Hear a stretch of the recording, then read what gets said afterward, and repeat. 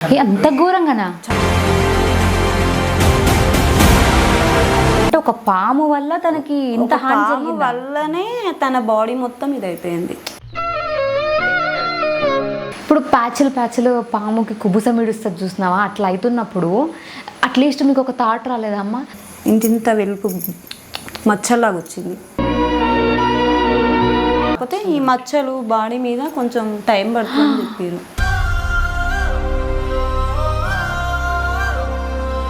చాలా బాధపడ్డామమ్మ. అసలు బాబు మాకు అసలు చేతికి అందడేమో అన్న సిచ్యువేషన్లో కూడా వెళ్ళిపోయినాము. పాము ఎలా ఉంటుందో అలానే ఉంటుందంట. నేను స్టార్టింగ్లో ఈ ఐబ్రోస్ పోయినాయి, హెయిర్ మొత్తం పోయింది, సేమ్ పాము ఫేసే. పాముది ఎలా ఉంటుంది అక్క పడుగా, అట్లనే ఉంది. రోజు నైట్ పడుకునేటప్పుడు వాళ్ళ డాడీ నేను ఇద్దరం వాడి ముందట ఏడుస్తే ఇంకెక్కడ ఇదవుతాడో అని చెప్పేసి ఏడ్చుకుంటూ కూర్చునే వాళ్ళు. 15 సంవత్సరాలు అసలు నాకు పిల్లలు లేరని చాలామంది గుడ్డుదని ఏదో పేర్లు పెట్టారు. తల్లి పేగు చూడు ఎలా తల్లడిల్లిపోయేనయ్యా. అంటే అమావాస్య పౌర్ణమి ఇట్లా ఏమైనా వచ్చినప్పుడు ఏమన్నా ఇబ్బంది పెడతాడా? తలనొప్పి వస్తుంది అంటాడు, కొంచెం నాకు ఇట్లా అవుతుంది మమ్మీ అంటాడు. దురద రావడం, కూర్చున్నట్టు అవ్వడం, చీమలు గడిచినట్టు, చాలా పెయిన్స్. నువ్వు ఎట్లా ఫేస్ చేసినావు ఆ సిచ్యువేషన్ని? బేసిక్గా మమ్మీ వాళ్ళకి చెప్పుకోలేదు. ఏ హెల్త్ ఇష్యూస్ వచ్చినా వాళ్ళు బాధపడతారు. ఒకటి ఇంటర్ స్టార్ట్ అయ్యింది, నా లైఫ్ మొత్తం స్మాష్ అయింది. ఇవన్నీ చూసినప్పుడు ఏమన్నా అనిపిస్తుంది? ఈ చేతబడులు అవి అంటారు కదా, సుక్కున నా మీద ఏమైనా ఏసిరా అయింది అట్లేమన్నా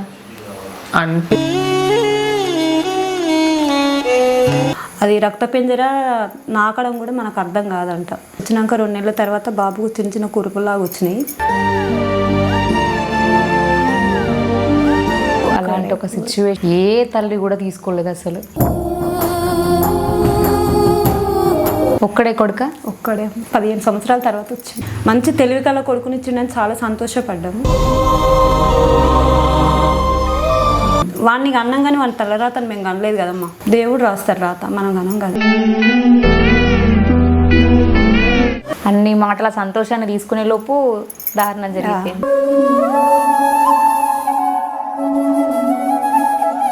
చాలా మంది అనుకున్నారు వీళ్ళు డబ్బులకు భయపడి అక్కడ తిప్పుతున్నారు ఇక్కడ తిప్పుతున్నారు, కొడుకు కంటే ఎక్కువ నా డబ్బులు అనుకున్నారు. అలా అన్నారు, ముఖం పట్టుకొని కూడా అన్నారు. ఇలానే అందరినీ ఎంటర్టైన్ చేస్తూ ఉండాలి. అదర్ వాళ్ళు నవ్వుకుంటారా తిట్టుకుంటారా అది వాళ్ళ ఇష్టం, బట్ ఎంటర్టైన్ అయితే నువ్వు చెయ్యి జనాలని. డెఫినెట్లీ ఛాన్స్ ఇచ్చినందుకు కూడా థ్యాంక్ యూ సో మచ్. ఇంత మంచి ఛాన్స్ వస్తుంది నా లైఫ్లో అనుకోలే.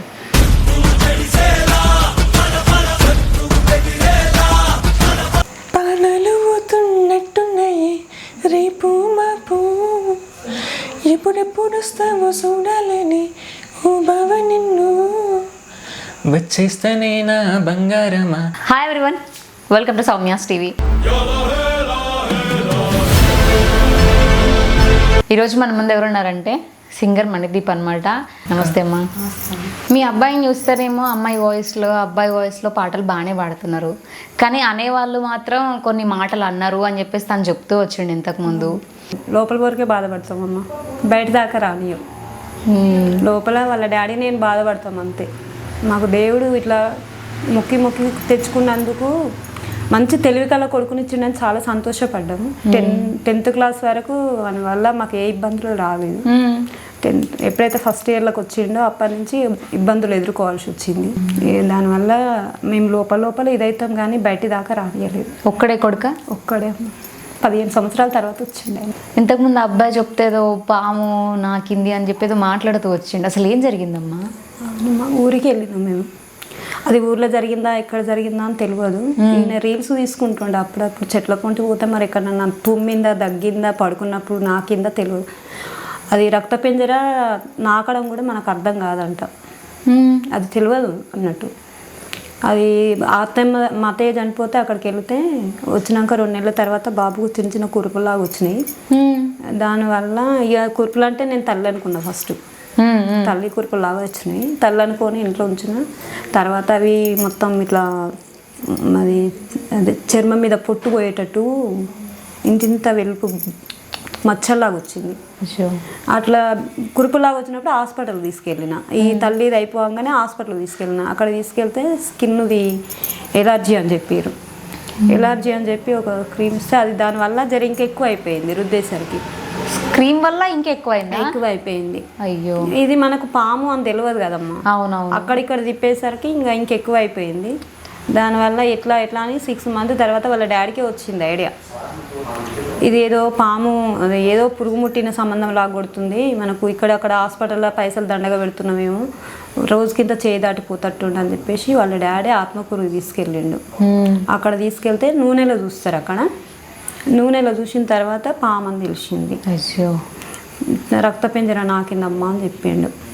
అప్పటికి ఈయనకు ఆడ ఆత్మకూరులోనే ట్రీట్మెంట్ ఇప్పిద్దామంటే ఈయనకు బయట చెట్ల మందులు తినబెట్టినాం. దీనివల్ల ఇంకేమన్నా ప్రాబ్లమ్స్ వస్తాయేమని చెప్పి ఒట్టి మంత్రాలకు వెళ్ళినాం, ఆయుర్వేద మంత్రాలకు. ఇక్కడ మన గంగాపురం అని ఎమ్లకొండ దగ్గర ఉంటుంది. అక్కడికి వెళ్ళిన తర్వాత వాళ్ళు చూసి మంత్రాలు వేసిన తర్వాత కొద్దిగా తగ్గుకుంటూ వచ్చింది. ఒక్కడే కొడుకు, అలాంటి ఒక సిచ్యువేషన్ వచ్చినప్పుడు ఏ తల్లి కూడా తీసుకోలేదు అసలు. ప్రయత్నం చేసిరమ్మా, మీ వంతు ప్రయత్నం చేసి ఈరోజు మీ కొడుకు మీ కళ్ళ ముందు ఉన్నాడు అంటే మీ పూజలు మొత్తం మీరు చేసిన మీ మేలే తెలుసా. చాలా బాధపడ్డామమ్మ. అసలు బాబు మాకు అసలు చేతికి అందడేమో అన్న సిచ్యువేషన్లో కూడా వెళ్ళిపోయినాము. రోజు నైట్ పడుకునేటప్పుడు వాళ్ళ డాడీ నేను ఇద్దరం వాడి ముందట ఏడుస్తే ఇంకెక్కడ ఇదవుతాడో అని చెప్పేసి ఏడ్చుకుంటూ కూర్చునేవాళ్ళు. కానీ ఇన్ని కష్టాలు పడి కూడా ఈరోజు మీ కొడుకుని వెంచర్ చూస్తున్నారా, మీ గ్రేట్నెస్ అది నిజంగా చెప్తున్నా. ఇప్పుడు కూడా ఎన్నో మాటలు అంటున్నా కూడా ఒక తల్లిగా మీరు తీసుకోలేరు కొన్ని మాటల్ని. తీసుకున్నాం, ఎంత బాధపడుతున్నారు అనేది నేను అర్థం చేసుకోగలుగుతాను. ఎందుకంటే వాడు పుట్టక ముందు పడ్డ మాటల కింద ఇది కూడా అంతే అనుకొని వదిలేస్తాం అంతే. 15 సంవత్సరాలు పడ్డా కదా, ఇది అందులో పోటీ అనుకొని పడుతున్నా అంతే. 15 సంవత్సరాలు అసలు నాకు పిల్లలు లేరని చాలామంది గుడ్డుదని ఏదేదో పేర్లు పెట్టారు. ఏది జరిగినా మన మేలుకే అంటారు కదా. ఈరోజు మీ కొడుకు బంగారు భవిష్యత్తుకి ప్రతిదీ కూడా ఒక పునాదిలాగా, ఒక మెట్టులాగానే అనుకో. నేను ఒకటే అనుకుంటామ్మా, 15 సంవత్సరాలు పడ్డందుకు నాకు దేవుడు సంతోషాన్ని ఇచ్చిండు.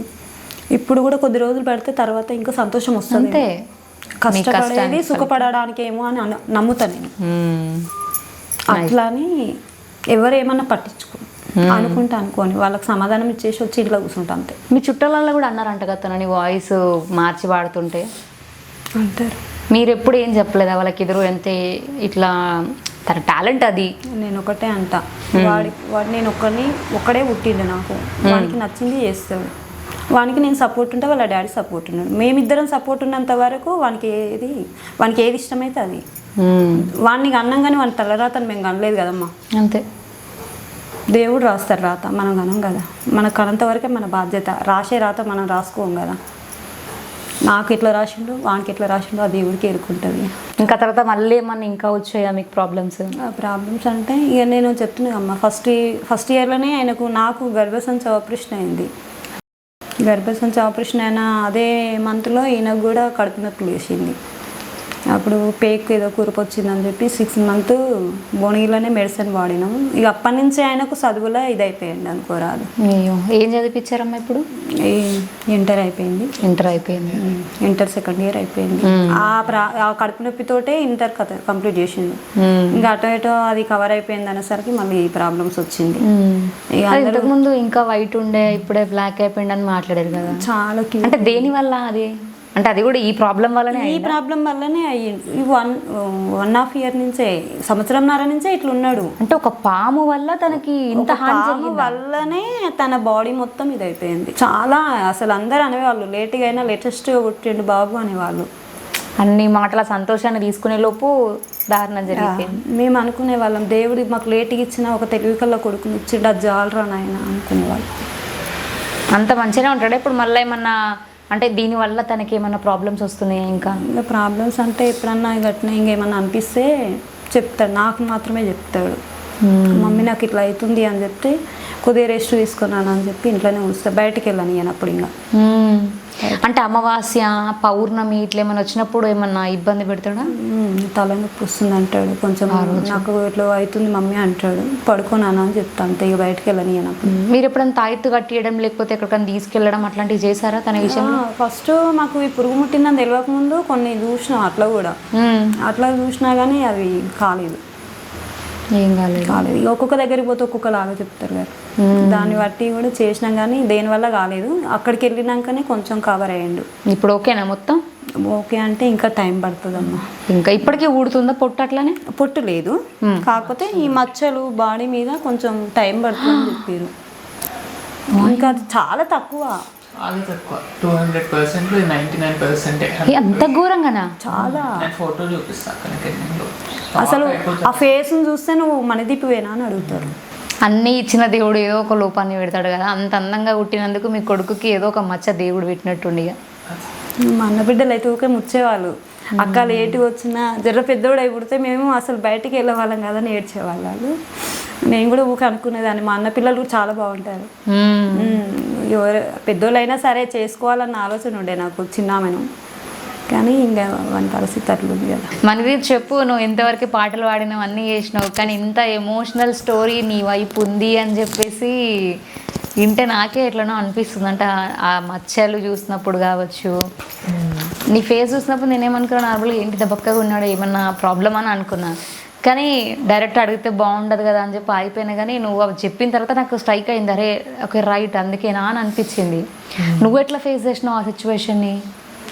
ఫేస్ చేయడం అంటే అది చెప్పుకోలేదు అక్క. బేసిక్గా మమ్మీ వాళ్ళకి చెప్పుకోలేదు. ఏ హెల్త్ ఇష్యూస్ వచ్చినా వాళ్ళు బాధపడతారు, వాళ్ళు ఫిజికల్గా అయినా మెంటల్గా అయినా ఫైనాన్షియల్గా అయినా ఇబ్బంది పడతారు, చెప్పొద్దు అని కంట్రోల్ చేసుకున్నా.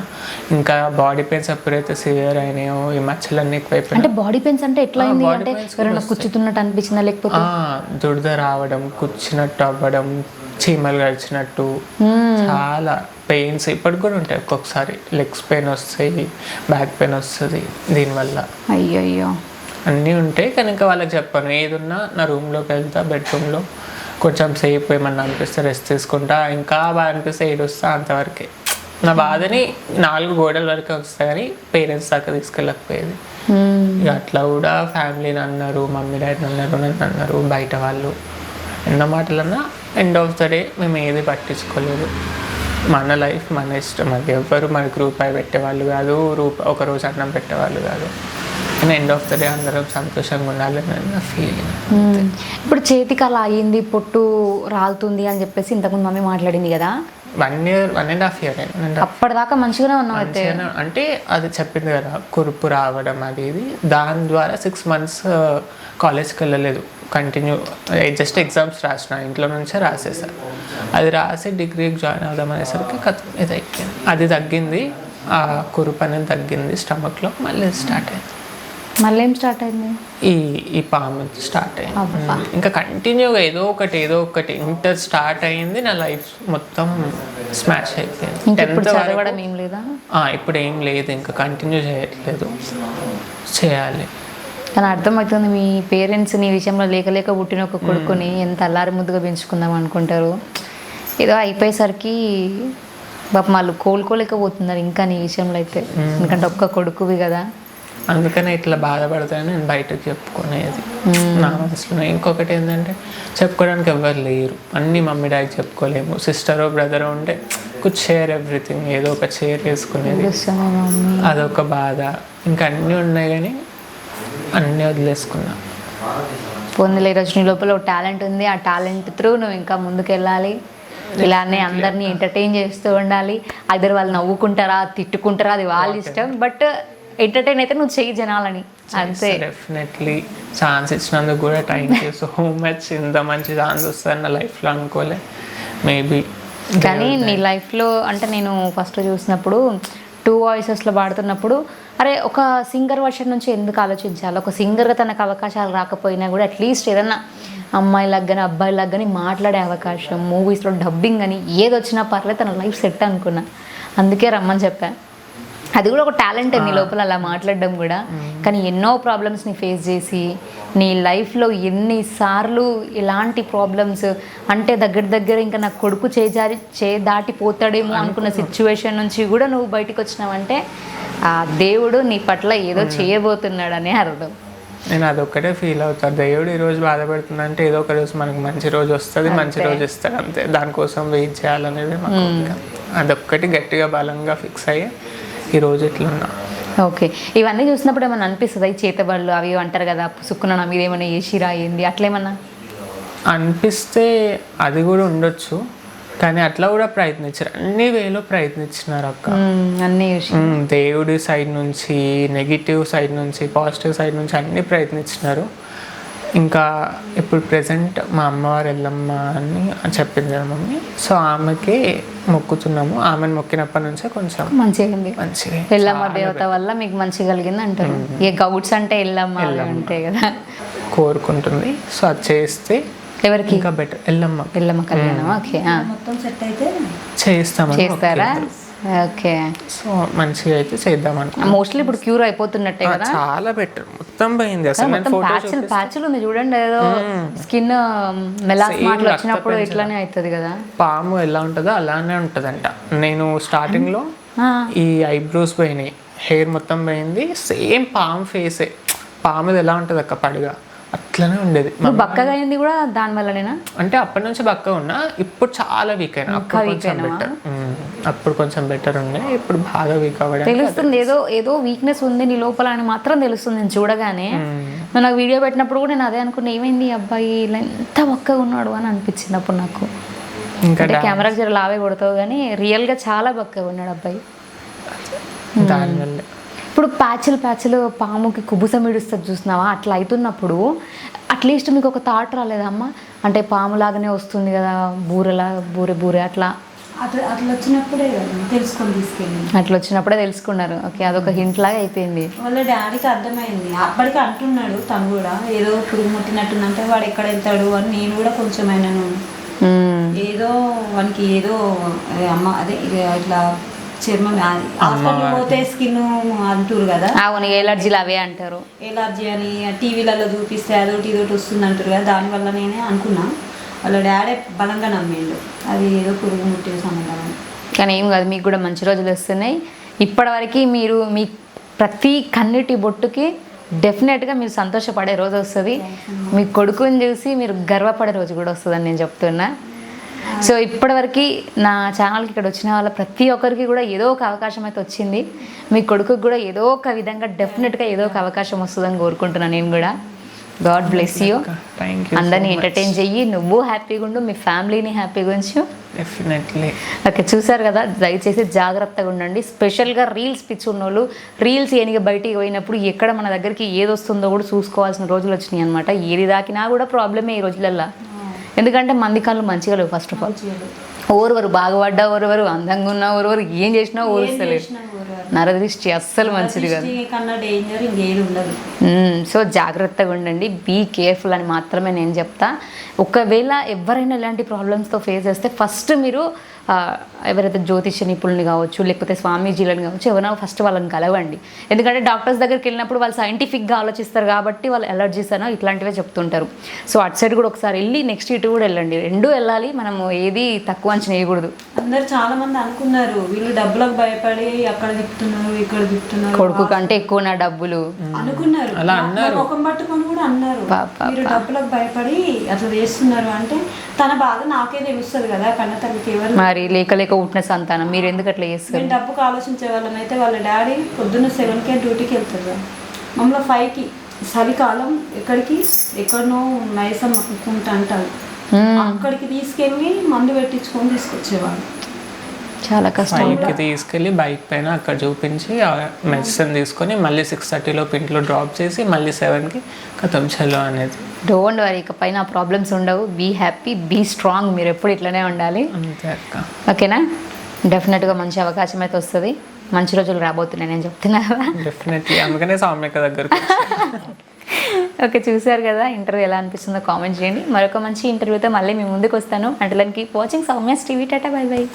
పానాలు పోతున్నట్టున్నాయి రేపు మాపు ఎప్పుడెప్పుడు వస్తావో చూడాలని ఓ బావ నిన్ను వచ్చేస్తేనే నా బంగారమా